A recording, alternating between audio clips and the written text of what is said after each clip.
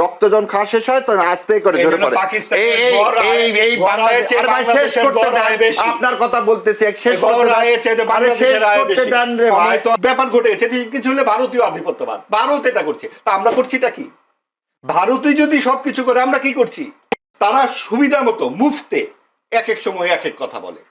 যদি কোনো কথা বলা থাকে তা আপনি বলবেন, আমি কয়েকটা প্রশ্ন করে রাখি। একটু বলে নিই, তারপরে প্রশ্নটা করেন। সেটা হচ্ছে যে খুবই গুরুত্বপূর্ণ বেশ কয়েকটি প্রসঙ্গ উনি বলেছেন, যে ভারত নানান রকম অত্যাচার করছে বাংলাদেশকে, কি কি যেন বললেন। তো আসলে আমাদের যে প্রতিবেশী, তাদের সঙ্গে তো আমাদের অনেক ধরনের সম্পর্ক থাকবে। পাকিস্তান কি আমাদের ফেলানিকে গুলি করে মারতে পারবে নাকি?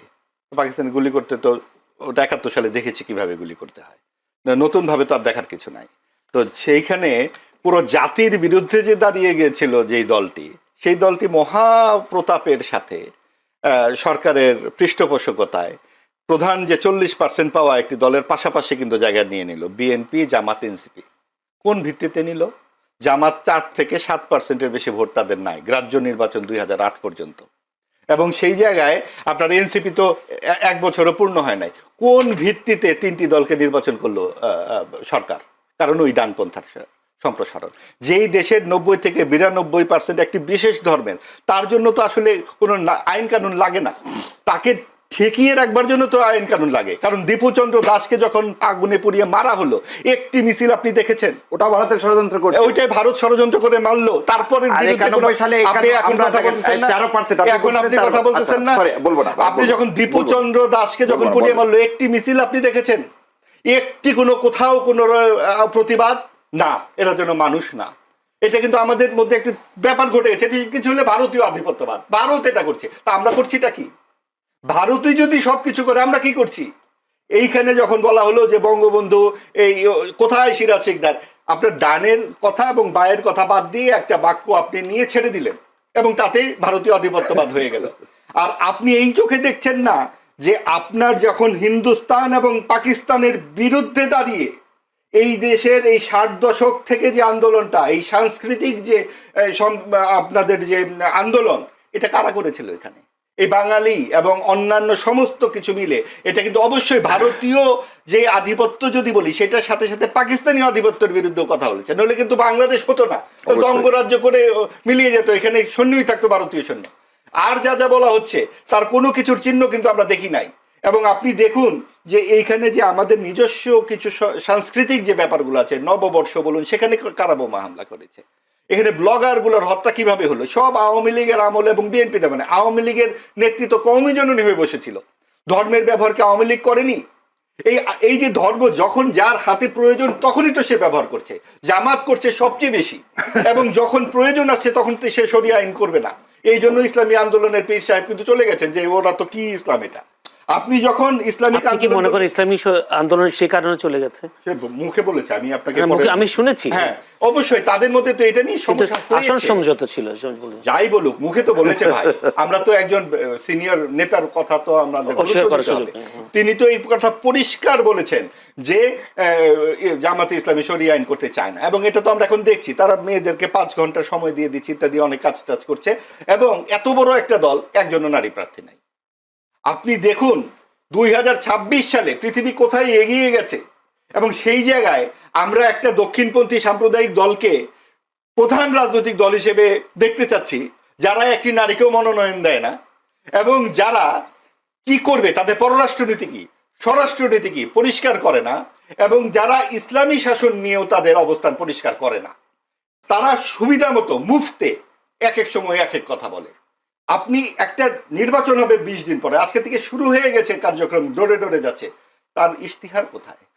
তার পরিষ্কার একটা ইশতিহার লাগবে না যে আমার এই বিএনপি যেটা দিয়েছে, একটা সংস্কার কর্মসূচি অনেক আগেই দিয়েছে, এবং বিএনপির জাতীয়তাবাদী রাজনীতির আদর্শের সঙ্গে আমরা পরিচিত। জামাত তো বিভিন্ন সময় বিভিন্ন কথা বলে, এই 71 সালে তাদের যে কর্মকাণ্ড, এগুলা কি নতুন করে আমার মুখে কিছু বলার আছে? কে না জানে। এবং সেইগুলো বই তো ওই যে বললাম 15 খণ্ডের মধ্যেই তো সবকিছু আছে। তারপরে 80 এবং 90 দশকে উপন্যাস, কবিতা, গান লেখা হয়েছে, 71-এর গানগুলো লেখা হয়েছে, সব ভারতীয় লোকজন এসে তো লিখে দিয়ে গেছে এখানে। এবং এইখানকার যে মানুষ, প্রত্যেকটা মানুষ যখনই সেখানে যারা ছিলেন, তাদের পরিবার খুঁজলেই পাওয়া যাবে, এই কয়েকজন রাজাকার ছাড়া সবাই তো ক্ষতবিক্ষত 71-এর। এবং সেটার ধারাবাহিকতা আমরা সকলেই বহন করছি, আমার ধারণা শাহরিয়ার ভাইও বহন করছেন। কাজে এখানে আমাদের এই অস্বীকার করবার কিছু নাই।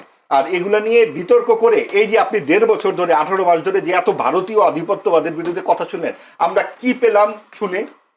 আমরা পেলাম যে এখন আমরা মব সন্ত্রাস দেখছি চারিদিকে, কথায় কথায় মব সন্ত্রাস, কারণ এটা ভারতীয় আধিপত্যবাদের বিরুদ্ধে আমাদের দাঁড়াতে হবে।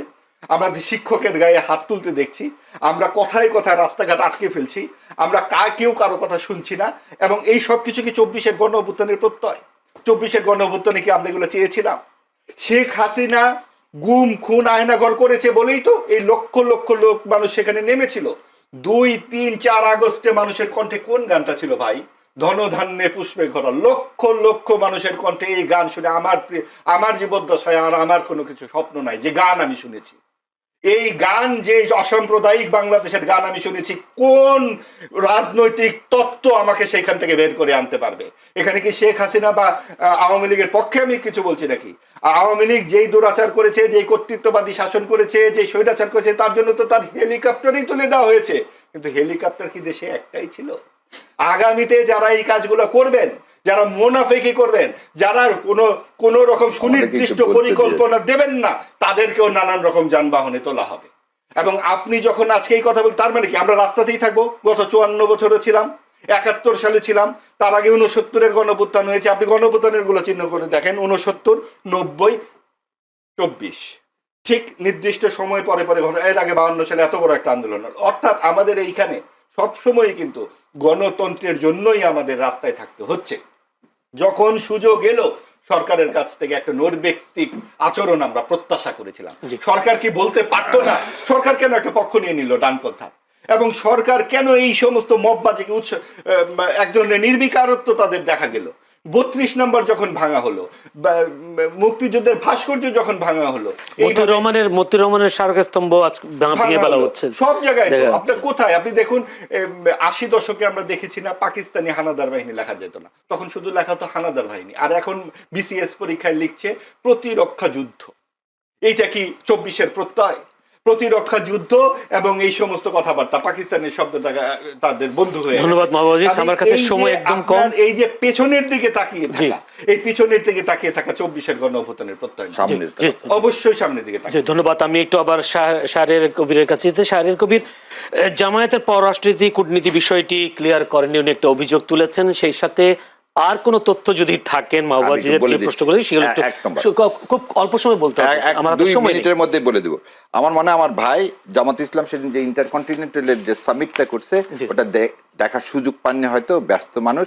আমি এটা পরে পাঠায় দিব, ওখানে সুন্দর মতো পররাষ্ট্রনীতি থেকে সবকিছু আছে। এবারে ভাইয়ের কথা, চন্দ্রদাসের জন্য রাস্তায় নামছে স্বয়ং Indian foreign minister, Indian foreign সেক্রেটারিরা। যখন ইন্ডিয়ায় এটা প্রোটেস্ট করতেছে, তখন তো আর শোনেন যে কোনো ধরনের হত্যা নেককারজনক, এবং তার কি করতে হবে? বিচার করতে হবে, এবং সেই বিচারটা অবশ্যই, কারণ তার আসামিগুলো ধরা পড়ছে।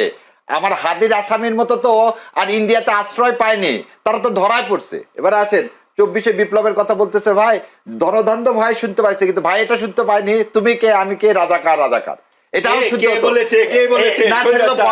এবার আমি শেষ করি। দ্বিতীয় কথা শোনেন, মব বলে 24-কে ম্লান করেন না, এটা নিজেকে অপমান করা হবে। মব সন্ত্রাস বলে কোনো কিছু না, যেটা যেখানে যে অবস্থায় যেখানে অন্যায় করা হবে সেটা প্রতিবাদ হবে। কিন্তু কথা হলো, এই সরকারের আমি বলতেছি, এই সরকারের যে রাইট ইজ বলতেছে, এটাকে আমি সমর্থন করি না, কিন্তু এই সরকার যেভাবে চালানোর উচিত ছিল, এই সরকার সেভাবে চালাতে পারেনি। আর একটা জিনিস বলি, এই জামাত ইসলামের বিরুদ্ধে এই 71 সালের এবারে জনগণের উপর ছেড়ে দেন না, আমরা তো অনেক কিছুই বললাম। মুক্তিযুদ্ধকে ধারণ করতে হবে, 24-এর বিপ্লবকে ধারণ করতে হবে। 24-এর বিপ্লবকে 90-এর অভ্যুত্থানের সাথে তুলনা করলে নিজেকে অপমান করা হবে, এবং 24-এর বিপ্লবকে মব বানানোর জন্য সবসময় জুলাই সদস্যের জন্য বলছে 24-এর এই আদর্শকে লালন পালন করতে হয়। যারা এই লালন পালন করতে চায় না, তারাই ভারতে আধিপত্যবাদ দেখতে পায় না। আর ভারতীয় আধিপত্যবাদ নিয়ে আমিও আপনার কাছে শেষ বললাম যে, একদিন বললাম যে 71, আর একদিন ভারতীয় আধিপত্যবাদ, ভারত কিভাবে আমাকে চুষে খেয়ে ফেলে দিছে, মানে ওই যে আটুল চেনেন আপনার, বাংলাদেশের মানুষেরা চেনে, গরুর গায়ে লাগে, রক্ত যখন খাওয়া শেষ হয় তখন আস্তে করে ঝরে পড়ে। আপনার কথা বলতেছি, শেষ করতে দেন রে ভাই।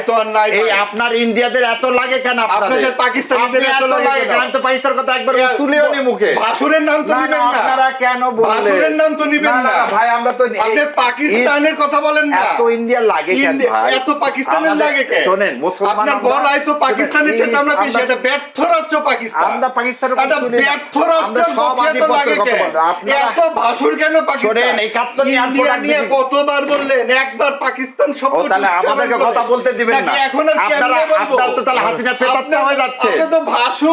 না না না, আপনারা হাসিনা পেতাত্তা হয়ে গেলেন। পাকিস্তানের পেতাত্তা। আপনারা হাসিনা পেতাত্তা বলেন না, এটা শুনি আপনার মুখে পাকিস্তান শব্দটা কেমন লাগে? দেখুন আধিপত্য ওই যে এই যে কেমন লাগে এই দাদা ভাষাটা, মানে কি দে ওন দা ইন্ডিয়া। আমরা ইন্ডিয়াকে ওন করব না ভাই।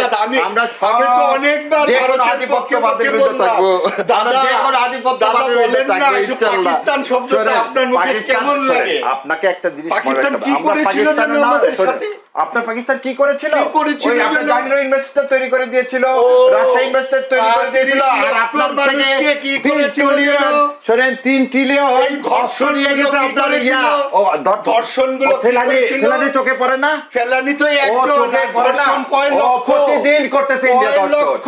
আপনার দেশকে ধর্ষণ করতেছে। কোথায় ধর্ষণ দেশটাকে ধর্ষণ আমার করতেছে। মনে হয় সময় আপনারা অন্ধ। মুখে ঠুলি দিয়ে বসে আপনারা থাকেন। মাহবুব ভাই, আমরা- পাকিস্তানি মাহবুব ভাই, পাকিস্তানি মানসিকতা শাহরিয়ার ধৈর্য কবির, দিতে হবে। পাকিস্তানি। ব্যর্থ রাষ্ট্র পাকিস্তান। ধন্যবাদ। তাদেরকে আমরা হারিয়ে গড়ায় ডাবল করে ফেলেছি আলহামদুলিল্লাহ। বহুদিন ধন্যবাদ। আগে। জি, ধন্যবাদ, অসংখ্য ইন্ডিয়াকেও ধন্যবাদ। হারিয়ে দেবো।